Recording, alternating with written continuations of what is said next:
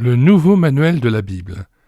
Manley Robinson Steeb, traduit de l'anglais par Jacques Blocher. Lecture de l'avant-propos. Nombreux sont les pasteurs qui ont bénéficié de la lecture du nouveau manuel de la Bible lors de leur formation à l'Institut biblique de Nogent. Malheureusement, cet excellent ouvrage était épuisé depuis de nombreuses années déjà. Sa réédition répond à un besoin exprimé de plus en plus fréquemment par des pasteurs et enseignants du monde évangélique francophone. Nous sommes conscients qu'étant donné les progrès de la recherche biblique et les débats récents, ce manuel est dépassé sur certains points. Mais entreprendre une mise à jour eût été une tâche aussi lourde que de rédiger un nouveau manuel. En attendant de pouvoir mener à bien une telle rédaction, nous avons préféré rééditer le nouveau manuel de la Bible qui, nous en sommes certains, rendra encore de grands services aux chrétiens évangéliques désireux d'approfondir leur connaissance de la Bible. Nous n'avons pratiquement pas modifié le texte de l'édition de 1952. Seules quelques améliorations ont été apportées à la traduction là où cela nous a paru nécessaire. Comme autrefois Jacques Blocher, nous souhaitons que la lecture de ce manuel apporte les mêmes bénédictions aux nouveaux lecteurs qu'aux lecteurs de la première édition, Franck Bourgeois, Nogent-sur-Marne, 1994.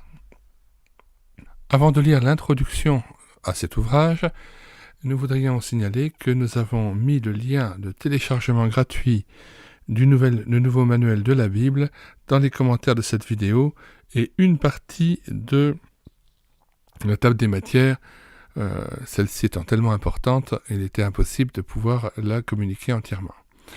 Nous vous invitons aussi à regarder sur la page d'accueil de médiathèquechrétienne.fr les centaines d'ouvrages que nous avons déjà numérisés pour vous et que nous mettons à votre disposition. Cet ouvrage est référencé dans la catégorie ouvrages collectifs, livres collectifs, et comme il a été traduit par Jacques Blocher, je l'ai mis aussi bien en référencé sur Jacques Blocher, ouvrages collectifs, et Manley, puisque c'est le premier auteur qui est mentionné dans l'ouvrage. Lecture de l'introduction. Ce manuel est écrit pour permettre aux lecteurs de la Bible de mieux comprendre son message, de discerner les intentions de Dieu et de connaître avec le Christ une communion plus intime. Les paroles qui définissent le but de l'évangile de Jean s'appliquent en effet à l'ensemble des livres saints. Ces choses ont été écrites afin que vous croyiez que Jésus est le Christ, le Fils de Dieu, et qu'en croyant vous ayez la vie en son nom. Un livre écrit sur la Bible peut fort bien, hélas, usurper la place de la Bible. Nous pressons donc nos lecteurs d'éviter le piège et de ne pas dépenser sur d'autres livres le temps qu'il est indispensable de passer à lire la Bible elle-même. C'est le Seigneur que le chrétien cherche au-delà des pages des Saintes Écritures. Comme les disciples d'Emmaüs, l'âme croyante doit faire l'expérience de la présence du Christ ressuscité, expliquant dans toutes les Écritures, en commençant par Moïse et par tous les prophètes, ce qui le concerne. Pour faire cette expérience, il faut nécessairement une illumination spirituelle. Le sens caché de la Bible et la vérité qu'elle veut révéler ne sont perceptibles que pour ceux dont l'Esprit de Dieu ouvre l'esprit et le cœur. Toute étude de la Bible doit donc être faite dans la prière et l'obéissance. Il faut, en outre, savoir que l'Esprit de Dieu ne révèle pas la vérité divine pour satisfaire notre curiosité, mais pour nous contraindre à l'obéissance active. Un accord intellectuel ne suffit pas. Il faut une foi pratique et le désir de s'engager personnellement à vivre selon les lumières reçues. Ce privilège de la connaissance par l'action de l'Esprit appartient à tout croyant. L'expérience montre pourtant qu'aucun individu ne peut voir la vérité dans sa totalité sans l'aide d'autrui. La communion des autres nous permet d'apercevoir la richesse et les merveilles des desseins de Dieu. Éphésiens 3,18. C'est pour cela qu'un manuel comme celui-ci, traitant d'un grand nombre de problèmes rencontrés par ceux qui étudient sérieusement la Bible, peut être d'un réel secours pour plusieurs. L'Esprit de Dieu se sert des uns pour aider les autres.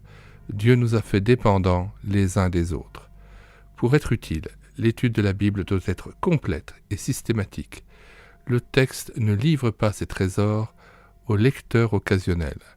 Nous conseillons donc d'utiliser ce manuel en même temps qu'un plan de lecture déterminant un passage pour chaque jour, tel celui de la Ligue pour la lecture de la Bible. Aucun bienfait n'est supérieur à celui que procure aux individus comme aux collectivités la lecture de la Bible. Les chutes des chrétiens et les défaites de l'Église sont dues, la plupart du temps, à un relâchement de la méditation de la parole de Dieu, le pain céleste. Jean Chrysostome disait déjà « La cause de tous nos maux, c'est l'ignorance des Écritures. » Prenons donc à cœur cette étude et que l'Esprit de Dieu nous soit en aide. Nous le répétons encore, nous avons mis dans les commentaires de cette vidéo le lien de téléchargement gratuit de cet ouvrage, téléchargement qui se fera à partir du site internet médiathèquechrétienne.fr, site entièrement créé en collaboration avec cette chaîne YouTube Elle écoutait sa parole, afin d'assurer la réédition numérique des ouvrages chrétiens épuisés et non réédités comme l'est ce livre. Nous vous invitons aussi donc, nous le disions tout à l'heure, à prendre le temps de vous rendre sur le site médiathèquechrétienne.fr et de regarder les dizaines d'auteurs et les centaines d'ouvrages que nous avons déjà numérisés et mis à votre disposition. Si vous voulez connaître les autres ouvrages que nous avons numérisés et que nous téléversons régulièrement et que nous présentons sur médiathèquechrétienne.fr, les cantiques que nous mettons en parole en vue d'une rétroprojection en assemblée, ainsi que le livre audio que nous prenons en charge, abonnez-vous à cette chaîne YouTube Elle écoutait sa parole. Nous vous disons au revoir et à bientôt.